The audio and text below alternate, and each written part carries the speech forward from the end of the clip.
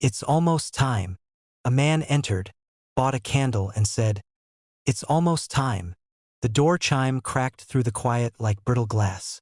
I flinched even though I'd heard it countless times.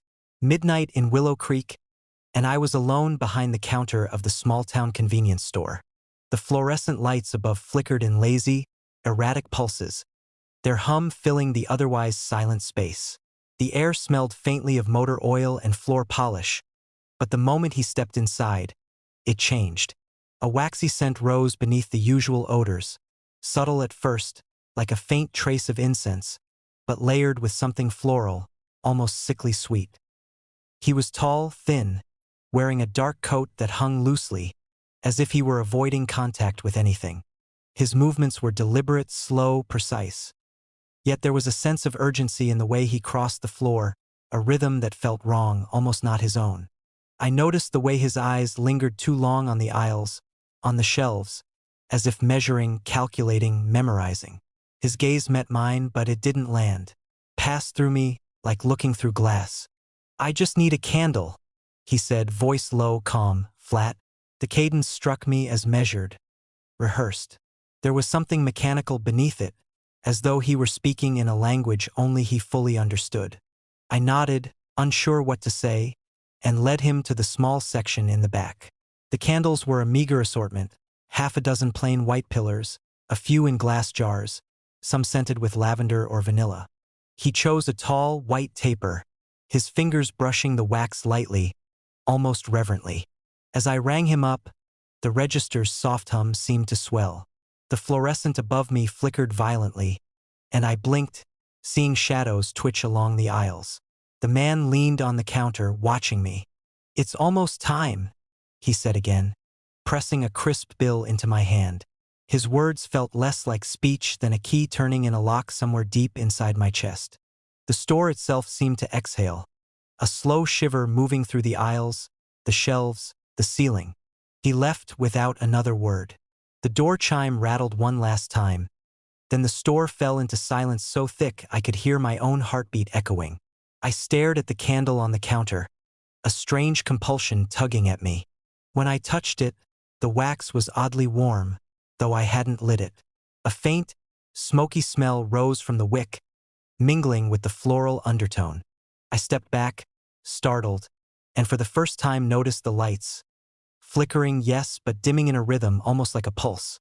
Hours passed, or maybe minutes. I couldn't tell. The store, normally mundane and familiar, grew oppressive. The fluorescent lights buzzed with a harshness that made my ears ring. The cooler hummed in the corner, low and vibrating, a sound that felt like it resonated inside my bones. And through it all, the candle remained on the counter, staring at me with a presence of its own. A scratching sound drew my gaze, soft, deliberate like fingernails across the floorboards. I knelt, expecting maybe a rat, but there was nothing. The candle's reflection shimmered on the linoleum, liquid and unsteady, and in it a movement. A shadow flickered, impossibly fast, impossible to place. My breath hitched. I carried the candle to the back room. The air thickened there, the scent growing sharper, almost metallic beneath the floral overlay. My palms tingled, the warmth of the wax spreading up my arms. A pressure settled in the room, quiet but immense, like the store itself was leaning in, waiting. The fluorescent above finally stabilized, but the dimness was unnatural, suffocating. Then I heard it, a whisper, low, dry, coming from somewhere just beyond my perception. "You, almost time." I spun. The aisle was empty. Silence pressed against me. My heart pounded so loudly I thought it might fracture my ribs.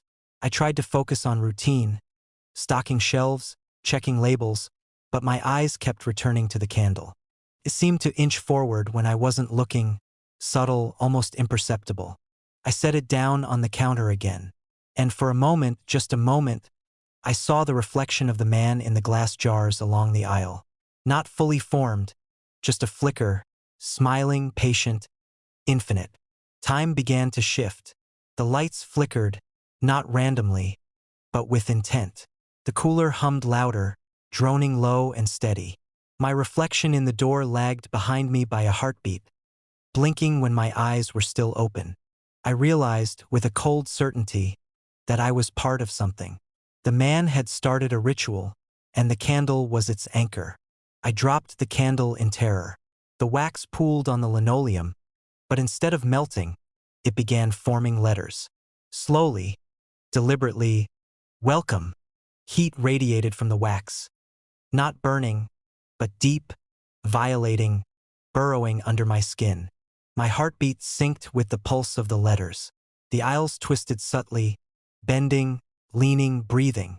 Shadows grew long, crawling along the floor. The fluorescent hum warped into a low chant, barely audible, and my ears strained to catch the words. A soft chuckle echoed, but it was everywhere at once, not coming from anywhere. I turned, expecting to see him, but the aisle was empty.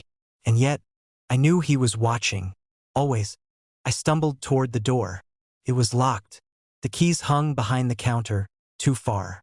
My reflection smiled at me from the glass, holding the candle, repeating, "It's almost time."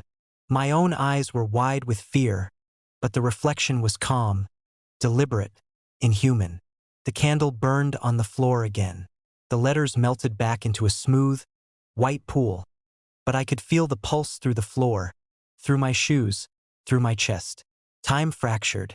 Seconds stretched, hours collapsed. Reality bent in ways I couldn't comprehend. Then the door chime rang, deep, resonant, like a bell tolling at the end of the world. I spun.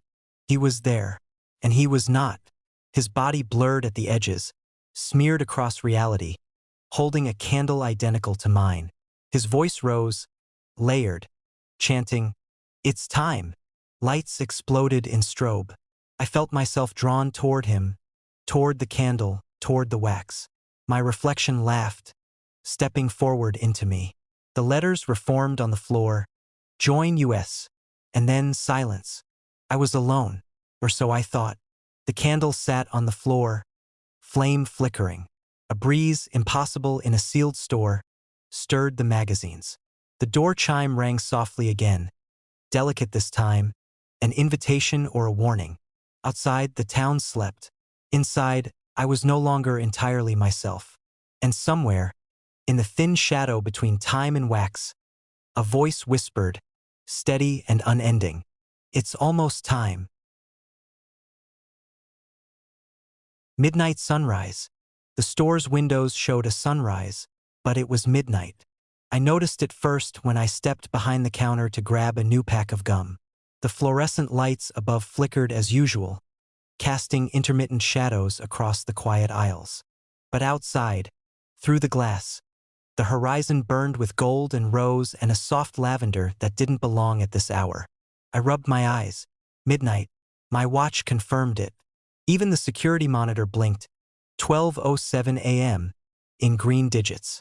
Yet the light poured in like a tide, brushing across my arms, warming my skin with impossible sunlight. The warmth felt real, comforting, almost intimate, until I realized how wrong it was. I moved closer to the window, fingers pressed to the cool glass, and caught my reflection in the pane. My face was half-lit by the sun that shouldn't exist, my features sharp against the swirling orange. For a moment, I thought I glimpsed someone else behind me. A figure blurred, just a shadow in the corner of the store. But when I turned, the aisle was empty. The warmth shifted as if aware of me, moving with my thoughts. I thought of home, of my bed, of the late autumn chill outside. The sunlight softened where I lingered, as if responding to my memories, touching the places I missed. A shiver ran up my spine. Sunlight that remembered me. I tried to shake it off. Stores at midnight can feel strange. Empty aisles, buzzing fluorescent lights, the hum of coolers. But this was more. The shelves, familiar rows of snacks, canned goods, soft drinks, looked subtly wrong. Corners elongated, edges bent in ways my eyes didn't process naturally. The reflection in the glass rippled when I glanced away, like water disturbed. I went to check the front door. Locked as always. I tapped the glass, watching the sunrise flicker with my touch. It brightened, widened, spilling warmth across the linoleum floor. The fluorescent hum above dimmed in response, as though the store itself was drawing from the impossible light outside. I tried to leave the aisle and found the spacing off. Chip's shelves stretched just enough to make me hesitate.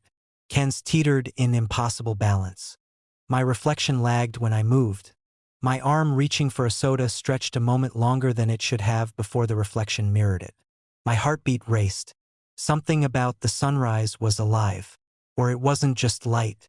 I sank into a chair by the counter, trying to calm myself, my hands shaking. The warmth continued, subtle now, brushing over my cheeks. And then I realized the sunrise wasn't static. It shifted with me, brighter when I feared, softer when I relaxed. Shadows of people, faces I knew, voices I remembered, danced faintly in the edges of the glow, too quick to see clearly, too deliberate to ignore. A man appeared in the light, or a man-shaped blur. I thought I recognized him from somewhere. Childhood, maybe, or some memory I'd long suppressed. He smiled, but the edges of his mouth flickered like a failing projection. I blinked, and he was gone. The warmth lingered on my shoulders, pressing with gentle insistence. I realized then, it wasn't just sunlight. It was awareness, a mirror of me. The fluorescent lights above faltered and flickered violently. The aisles warped more noticeably, stretching into impossible angles, bending around corners that didn't exist. The cooler's hum deepened into a low, resonant tone that vibrated in my chest. My reflection no longer matched my movements. My eyes blinked slower than my body. My fingers moved ahead of themselves. Time was slipping. I stumbled toward the center aisle. The sunrise outside rose higher, spilling over the shelves, creeping into the reflections of the ceiling panels, the polished floor. I could hear whispers in the warmth, soft, indistinct, like the hum of a crowded room just out of reach. The whispers sounded like my name, my childhood fears, my regrets. I pressed my hands to the glass, willing it to stop, to hold still. The warmth intensified, coiling around my arms, around my chest. I felt weightless, unmoored. And then I understood. It wasn't reacting randomly. It was following me, tracing my mind, feeding on my memories, my desires, my guilt. A shadow moved behind the counter. I spun, expecting a coworker, maybe a late-night customer. Empty. And yet, something lingered. A presence.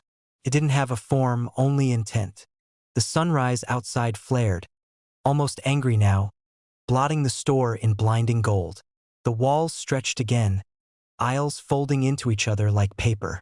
My reflection finally smiled at me independently, a version of me I had never been, holding my exact posture but with a certainty I lacked. I ran to the window, pressing my forehead to the glass.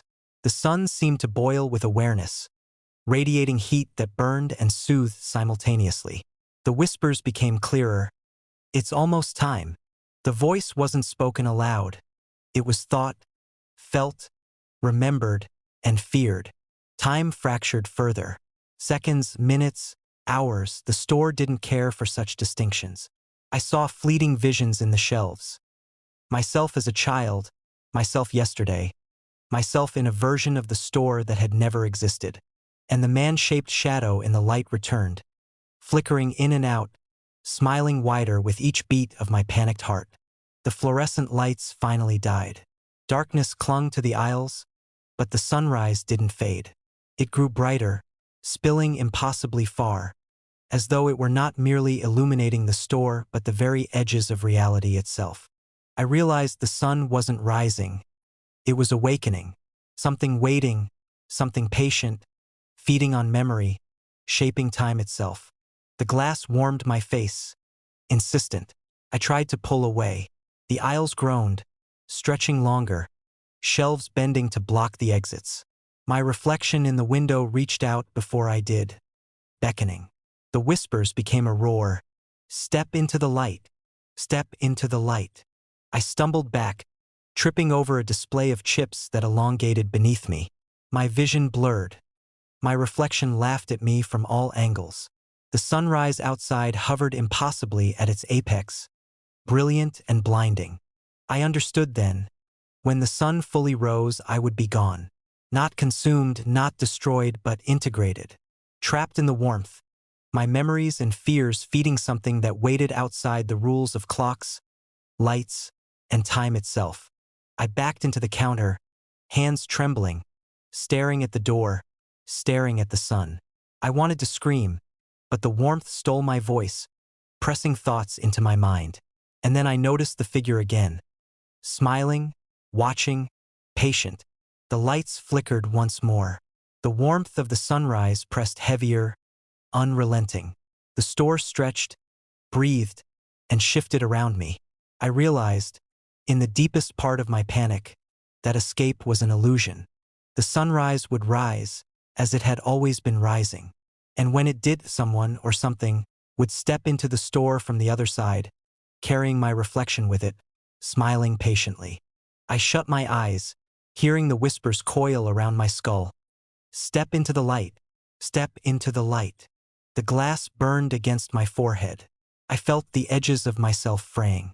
Outside, the impossible sun reached its zenith. And I waited,